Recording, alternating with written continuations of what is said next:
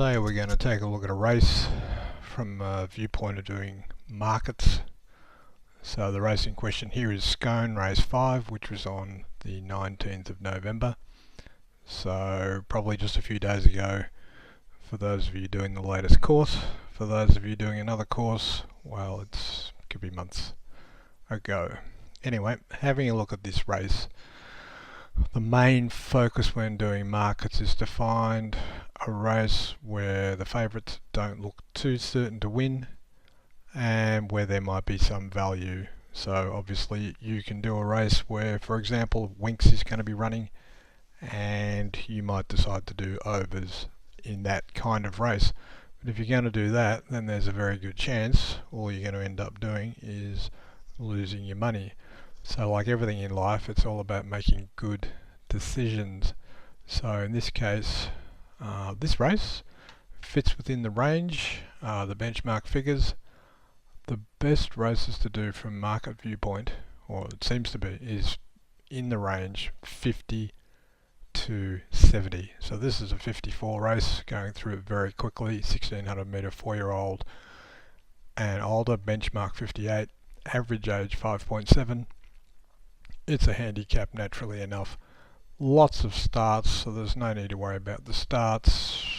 11% wins, 36% places, so you've got reasonably good horses running.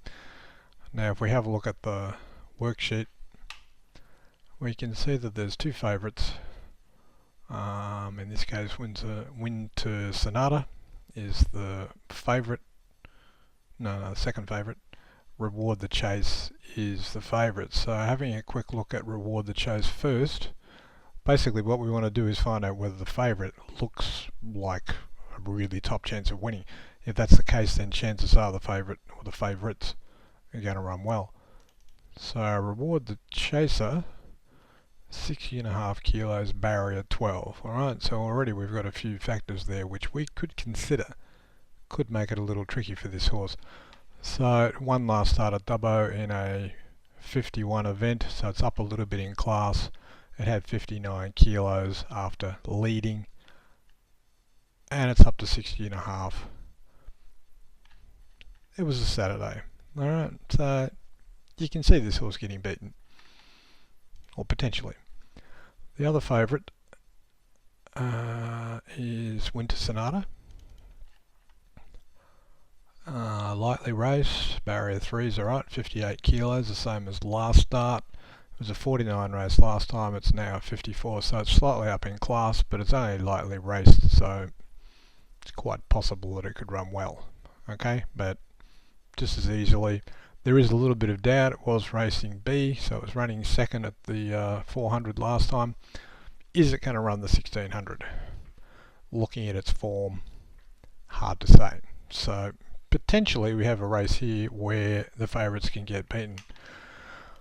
The other thing to look for when doing markets is sorting the market according to the Pureform market. We want to end up having some value built in at least. So Shangaro's $8.50 showing $8.50. It's going to be better on Betfair. Sunday Swindler $9.80 showing 19. Scatterblast 12.19, 12.18, 15.13, 18. Okay, $4.80. And so we go down. There's another over there, and so on. So basically the top 5 picks are overs, followed by the second favourite, and the favourite is basically not fancied at all. Now that doesn't mean it can't win just because it's not fancied in the market, but at least it's a good indicator that there's a possibility that's going to lose. Winter Sonata looks like it could be some sort of chance. The other thing you can do, now we're not doing any form here, we're not looking at anything, not going through the form, we're just going to use the market. Okay, so this is the point here. The next thing you can do is focus on the summary.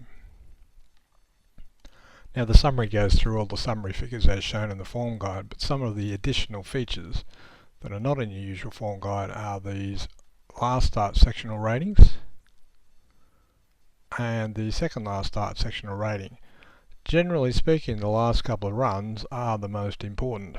So in other words, you can go back through the last 20 starts if you want to, but what the horse is doing currently is probably the most important. So here, looking at these ratings, sorting from highest to lowest, net effect, number 5 is at the top. It's got a bad barrier. Looking at the market, it's probably an over on Betfair. So you definitely be thinking you want to take that one. Next one down, Voyages on a 49. It's right down the bottom. So hard to say whether we want to take that horse or not. Let's have a quick look at it. It only won a maiden last start, 59 kilos. It's gone up half a kilo, arguably into a stronger race. It does have Greg Ryan, so you can probably risk it. The next one down, Shangato, 48. It's not far behind the 51. Basically, the difference between these figures is roughly half a kilo. So net effect is 1 kilo better than Voyages and half a kilo better than Shangato. Shangato's got barrier 1 though, so that's a positive for that horse. Shangato's the top pick, so clearly we want to be taking that one. That's probably far enough down. Star Wars is the next one.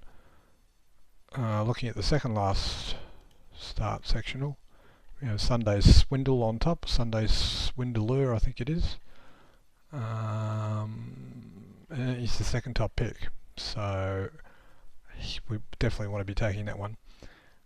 Sculptures is the next one down on a 47. So this is 48, 47, 47, 46, 46. So there's not a lot of difference between those. You can't really, be rushing to say, oh, I'm going to back Sunday Swindler because it's the top rated when the next one's only half a kilo behind. Sunday Swindler does have the good barrier, so that's a positive. Scatterblast, a little bit wider. Sculptures is wider again. Master of the Turf, the Turf Master. Yeah, one last start over 1400, coming from a little way back with 57.5. It's now been slammed at the weight, so up to 60.5. So not rushing to get on him. Could run well though. So anyway, going through the market,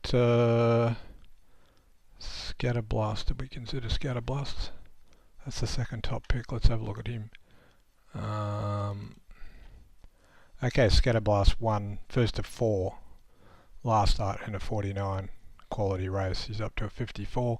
He had 58.5. He's gone up to 59.5, and he only beat 3 horses last start. So on a wet track.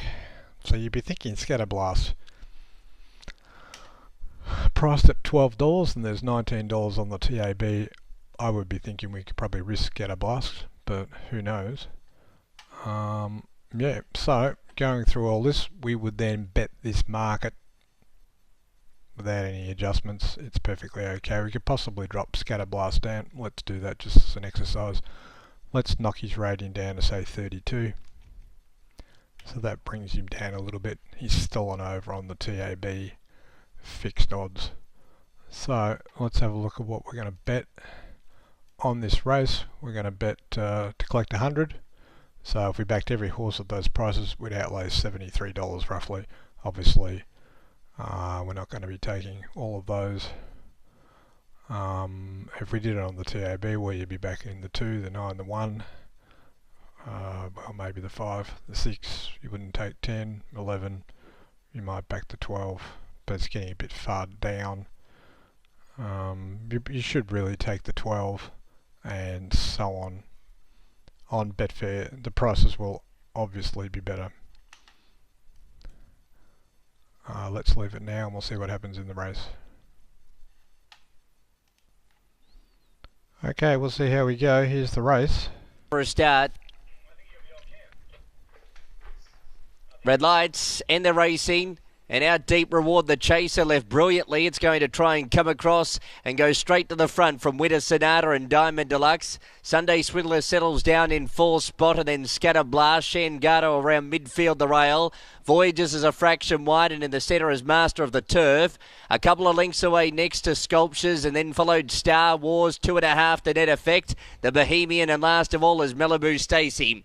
Reward the Chaser in front was able to cross from the deep gate onto the rail and leads by about a half a length to Sunday Swindler. The leader tried to back off the tempo, and Sunday Swindler poked through to sit outside of it. In third spot is Scatter Blast, a length away to Winter Sonata, fourth the inside of Diamond Deluxe as they turn off the back.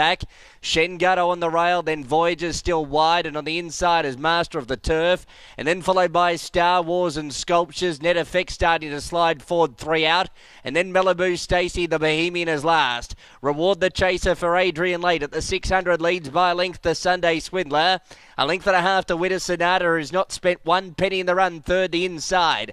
Fourth is Scatterblast. Out deeper, Diamond Deluxe trying to circle. Shangato's next, then Master of the Turf. Voyages, Net Effect and Sculptures heads the others. Reward the Chaser at the 300, in front by a length and a half to Sunday Swindler, felt for.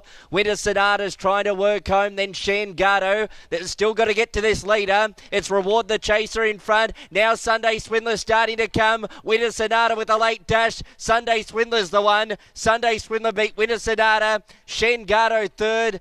Photo finish fourth. Net Effect or Reward the Chaser, who took very short steps the last 75 yards. Well, with 200 metres to go, it looked like it was all over. We were going to lose, but there you go. Sunday Swindler got up to win, showing $9.40, paid $19 on the tote, and it paid about the same on Betfair. So there you have it. There's an example of a race where you had some value built into the market. You had two favourites that looked like they were not going to win absolutely, and as it was, I think the top few picks ran the first four. So that's about it for this analysis of this race.